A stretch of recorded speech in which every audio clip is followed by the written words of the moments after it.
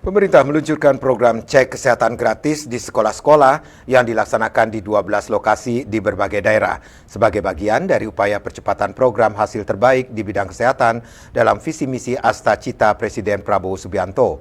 Program ini merupakan bagian dari transformasi sistem kesehatan nasional yang kini semakin mengedepankan upaya promotif dan preventif.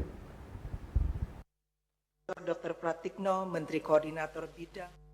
Pemerintah meluncurkan program cek kesehatan gratis di sekolah-sekolah yang dilaksanakan di 12 lokasi di berbagai daerah sebagai bagian dari upaya percepatan program hasil terbaik di bidang kesehatan dalam visi misi Asta Cita Presiden Prabowo Subianto.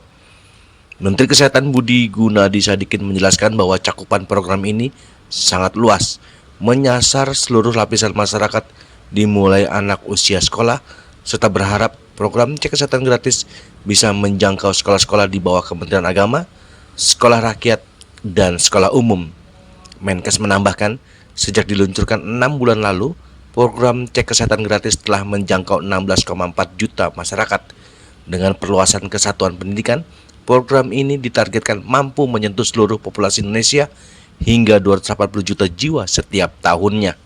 108 bulan diluncurkan 10 Februari 2025, sekarang kita sudah menjangkau 16,4 juta dari masyarakat kita, dan setiap bulannya, setiap harinya kita sudah 280 ribuan atau hampir 300 ribuan. Jadi kalau kita lihat, satu bulan ada 25 hari kerja, sudah hampir 6 juta sampai 7 juta tambahan masyarakat kita yang bisa mengakses program cek kesehatan gratis ini.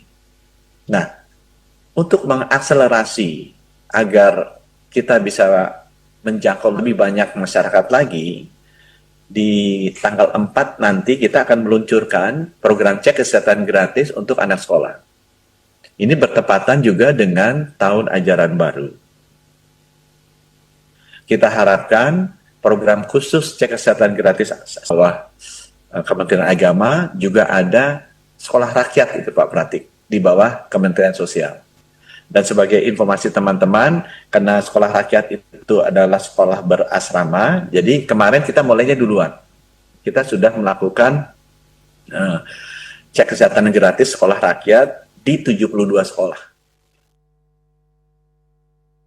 Dari Jakarta, Juli Suharta dan Ketut Sumadiasa melaporkan.